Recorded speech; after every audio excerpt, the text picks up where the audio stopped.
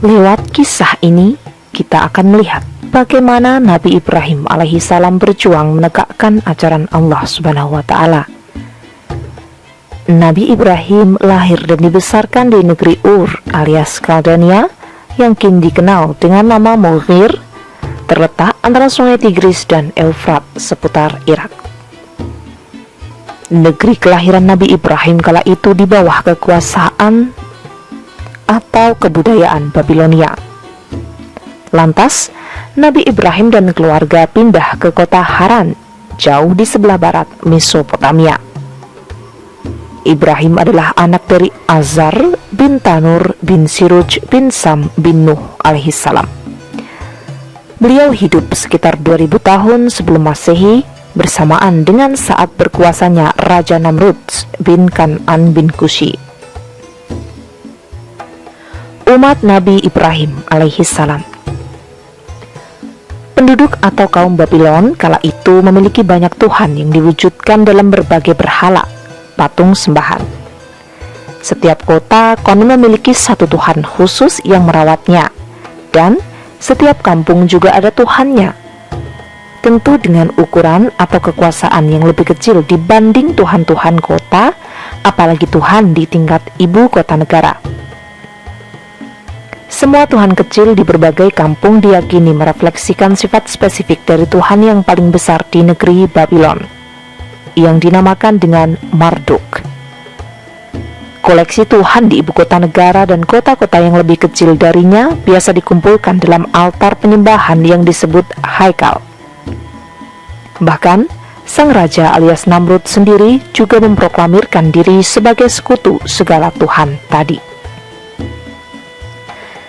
Selain kepada patung berhala, kaum Babylon juga menghamba pada bintang gemintang, planet-planet termasuk mentari dan rembulan. Dewa bulan disebut dengan Nanar, dewa mentari dinamakan Syamas, sedangkan di antara planet yang paling dikenal disebut planet bunga atau ester serta planet Mars. Bintang-bintang bukan saja dijadikan alat penunjuk arah, tapi dijadikan media peramalan nasib, di mana gerakan-gerakan bintang dijadikan salah satu kesenangan kaum Babylon. Kepada mereka inilah Nabi Ibrahim diutus Allah untuk meluruskan keimanan dan pemikiran yang terbelit kesesatan. Tentu saja, objek penyadaran utama dan pertama tertuju pada bapak Nabi Ibrahim sendiri, sebab dia adalah pembuat berhala. Kepada ayahanda, Nabi Ibrahim mengingatkannya, "Wahai bapakku, mengapa engkau menyembah sesuatu yang tak mampu mendengar, tak bisa melihat, tak kuasa menolong dirinya, apalagi membantu engkau sedikit pun?" Kepada si bapak, Nabi Ibrahim juga bicara, "Wahai bapakku, janganlah engkau menyembah setan dengan segala perangkapnya, karena setan nyata-nyata durhaka pada Tuhan." Atas saran dan wejangan atau petuah dari anaknya, sang bapak justru marah tak terkira. Kepada darah dagingnya itu, si bapak malah menghardiknya. "Ibrahim, bencikah kamu kepada Tuhan-Tuhanku? Jika kamu tak berhenti bicara, tidak stop mencerca, niscaya kamu akan aku rajam dengan batu-batu. Jika kamu ingin selamat dariku, pergilah kamu dari hadapanku, dan jangan sekali-kali menemuiku." Menanggapi sikap arogan dan pengusiran, Nabi Ibrahim tetap berkata sopan, "Wahai bapakku, semoga keselamatan tetap berlimpah atas kamu, dan aku akan senantiasa memohonkan ampun untukmu kepada Tuhanku yang sangat baik terhadapku. Ketahuilah bapak, ini anakmu yang akan menjauhkan diri darimu dan dari segala perbuatanmu." Nabi Ibrahim yang telah berdakwah secara sopan sama sekali tak menghinakan, tak mendapat sambutan.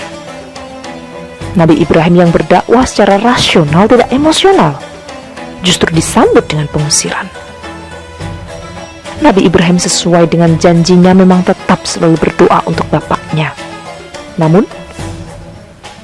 setelah jelas baginya bahwa sang ayah benar-benar menjadi musuh Allah Ta'ala, tetap ngotot tak mau meninggalkan berhala, Nabi Ibrahim akhirnya rela berlepas diri dari ayahandanya. Dakwah Nabi Ibrahim alaihissalam pada kaumnya. Nabi Ibrahim yang risalahnya ditolak ayahnya sendiri, ganti konsentrasi memberi wejangan kepada orang-orang di sekitarnya. Nabi Ibrahim mencari akar permasalahan, kenapa mereka menjadikan berhala sebagai sesembahan. Kepada mereka, Nabi Ibrahim mengajukan sebuah pertanyaan. Kenapa kalian menyembah patung berhala? Menghamba pada bintang-bintang di atas sana? Mereka menjawab, kami telah mendapati bapak-bapak kami semua bisa menyembah itu semua. Mendapat jawaban ini, Nabi Ibrahim lantas menyangkali, sungguh kalian dan para leluhur kalian berada dalam kesesatan. Kemudian mereka pun ganti menimpali, wahai Ibrahim, apakah kata-kata yang engkau ucapkan hanyalah sebuah gurauan atau sebuah kesungguhan? Nabi Ibrahim pun kembali menjawab, kian memperlihatkan mimik kesungguhan. Ketahuilah oleh kalian bahwa Tuhan yang layak dijadikan sesembahan adalah Tuhan langit, Tuhan bumi dan semesta alam, yang berkuasa untuk membuat sakit dan menyembuhkan, yang mampu menghidupkan dan mematikan. Suatu petang ketika malam mulai kelam, Nabi Ibrahim dekati kaumnya yang sedang asyik menengadah ke angkasa.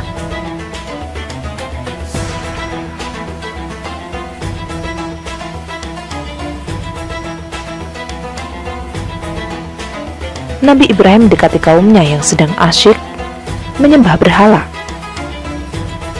Kepada mereka Nabi Ibrahim lantas berkata, bintang inilah Tuhanku. Tapi ketika bintang lenyap tertutup awan, Nabi Ibrahim menyangkalnya.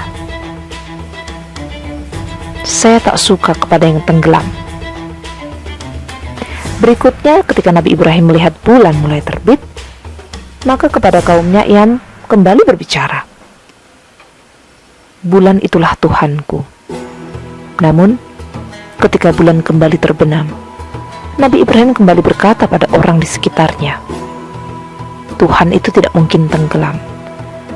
Seandainya Tuhanku tak memberi petunjuk kepadaku, pasti aku akan tertipu. Selanjutnya, pada esok hari, mentari mulai terbit kembali. Dengan segala bias-bias sinarnya yang lebih besar dibanding rembulan, apalagi bintang gemintang, maka pada kaumnya Nabi Ibrahim kembali berkata, inilah Tuhanku yang sebenarnya. Dia lebih besar dibanding bintang dan rembulan. Tapi lagi-lagi setelah mentari terbenam di ufuk barat, Nabi Ibrahim kembali menegasi, hai kaumku, sesungguhnya aku terlepas diri dari apa yang kalian bersekutu-sekutukan. Mulai dari bintang, rembulan, sampai surya yang terang. Sungguh aku menghadapkan diriku kepada Tuhan pencipta bintang, rembulan, mentari, bumi, dan langit alias semua semesta ini. Itulah cara Nabi Ibrahim berdakwah dengan memakai cara-cara yang rasional, mengajak orang berpikir rasional untuk menentukan Tuhan yang sebenarnya. Dengan cara rasional itulah Nabi Ibrahim rupanya mematahkan argumentasi irasional alias emosional dari umatnya yang menganggap bintang, rembulan, dan surya serta segala planet di tata surya sebagai sesembahan mereka. Ternyata cara-cara rasional itu belum mustajab untuk menyadarkan umatnya yang cenderung menganut ilmu pokoknya yang begitu emosional itu. Karena cara pasmon, tamsil, atau sindiran tetap tak mempan untuk menyadarkan kaumnya itu. Nabi Ibrahim alaihissalam menghancurkan berhala-berhala. Nabi Ibrahim nekat mengambil cara radikal penuh resiko, yaitu menghancurkan berhala-berhala.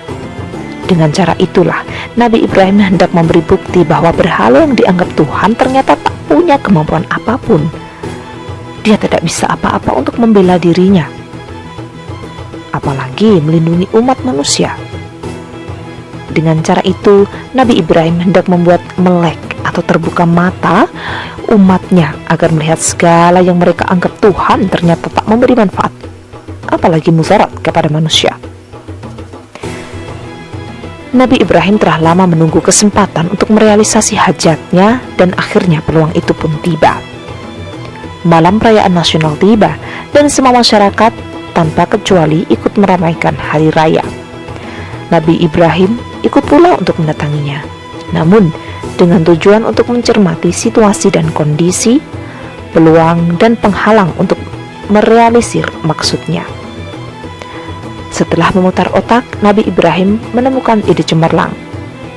Ia mendongak ke atas, melihat bintang-bintang, lantas menukas dengan lantang. Waduh, bintang itu telah terbit. Berarti aku akan terserang penyakit taun.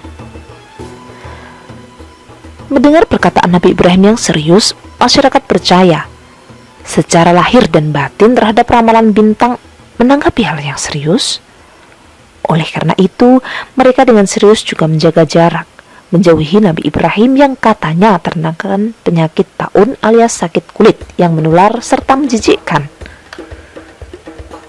Penyakit ini sejenis dengan penyakit kusta. Kesempatan kesendirian itu akhirnya dimanfaatkan Nabi Ibrahim untuk menyelinap memasuki haikal, suatu kompleks sesembahan. Di tempat itulah berbagai berhala dibariskan berjajaran. Berhala besar ditaruh di tengah-tengah. Di hadapan bermacam-macam bentuk dan ukuran berhala itu, sesaji makanan dan minuman sebagai wujud sesajian agar dimakan oleh Sang Tuhan. Dengan nada mengejek, Nabi Ibrahim berkata kepada semua berhala, "Mengapa kalian tak memakannya?" Berhala tentu membisu, tak mampu untuk menyahutnya. Sehingga Nabi Ibrahim berkata, "Mengapa kalian tak bicara?" Berikutnya Nabi Ibrahim mulai mengampak semua berhala kecuali berhala terbesar yang kepadanya kapak lantas dikalungkan di lehernya. Esok harinya, ketika diketahui seluruh patung sesembahan telah hancur berantakan, raja menjadi sangat marah, tak ketulungan. Tak sulit mencari pelakunya, yakni tiada lain Nabi Ibrahim lah orangnya. Sebab tak seorang pun selama ini berani mencela berhala baik patung maupun tata surya yang dianggap Tuhan mereka, kecuali hanya Ibrahim dan beberapa pengikutnya. Nabi Ibrahim versus Raja Namrud. Nabi Ibrahim kemudian dipanggil, dihadapkan pada pengadilan raja yang kepadanya lantas Nabi Ibrahim ditanya, "Hei Ibrahim, apakah kamu yang telah menghancurkan Tuhan-Tuhanku?" Nabi Ibrahim yang telah lama menanti akhirnya mendapat kesempatan untuk mengemukakan keyakinan dan kebenaran tentang Tuhan. Bukankah kapaknya bergantung pada leher berhala yang paling besar? Oleh karena itu, tanyakan saja kepada berhalamu itu, jika mereka bisa berbicara kepadamu. Mungkin saja ia cemburu dan marah karena kalian menyembah pula berhala-berhala kecil di lingkarannya. Tanpa disadari dan terpikir oleh mereka, sebagian hadirin kala itu langsung bicara. Betapa zalimnya kita menyembah barang-barang yang tidak bisa bicara. Sebagian lain kelompok yang tak memiliki otak, ada yang bicara. Betapa zalimnya kita menuduh Ibrahim sebagai pelakunya. Bukankah sangat mungkin berhala besar yang melakukannya? Namun sebagian ketiga keras hati dengan cara menghardik Nabi Ibrahim sambil membela diri tanpa malu hati. "Ibrahim, bukankah kamu mengetahui bahwa berhala ini tak bisa berbicara? Tapi kenapa engkau meminta kepada kami untuk bertanya kepadanya?" Demi mendengar pertanyaan Nabi Ibrahim langsung memberi pukulan mematikan lewat sebuah ucapan yang menghujam. "Maka, mengapakah engkau menyembah kepada selain Allah pada sesuatu yang tak dapat bicara, apalagi memberi manfaat ataukah mudarat kepada engkau? Celakalah kalian beserta apa yang kalian sembah sebagai Tuhan." Lalu Nabi Ibrahim juga berkata, "Kenapa kalian menyembah patung yang kalian pahat sendiri? Padahal Allah lah yang menciptakan kalian dan segala apa yang kalian perbuat ini." Jawaban Nabi Ibrahim seharusnya membuat mereka sadar diri, dipermalukan dengan cara memperlihatkan bahwa Tuhan mereka tak bisa berbuat apa-apa, bahkan hanya untuk bicara. Dalam situasi keterpojokan ini, Raja Namrud akhirnya mengambil peran intervensi dalam pengadilan Ibrahim. Demikian katanya, Nabi Ibrahim memandangnya sambil menyungging senyum di bibirnya. "Adakah kekuasaan yang dimiliki Tuhanmu terhadap dirimu?" tanya sang Namrud. Nabi Ibrahim pun menjawab, "Tuhanku adalah Dia yang menghidupkan dan mematikan." Namrud pun meningin-pali, "Aku juga bisa menghidupkan dan mematikan." Lalu Namrud berkehendak membuktikan apa yang harus bisa diucapkannya. Dia memanggil dua pelayan, yang satu dibunuh dan satunya lagi dibiarkan tetap hidup. Dengan cara ini ia bermaksud menyatakan bisa menghidupkan, namun juga bisa mematikan.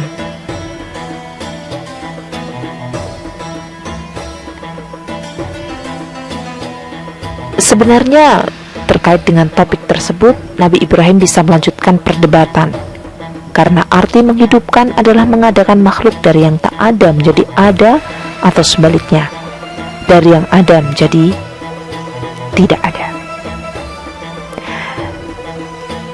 Namun Nabi Ibrahim mencari topik yang lebih simpel untuk menohok sang raja dengan berkata, "Sesungguhnya Allah, Tuhanku, menerbitkan matahari dari timur, maka terbitkanlah dia dari barat." Mendengar ucapan Nabi Ibrahim, Namrud pun melongo, bengong, lalu membius, tersipu malu. Namun kebodohan dan keingkaran mereka telah mendarah daging dalam jiwa, berkerak dan berkarat dalam kalbu yang telah membatu.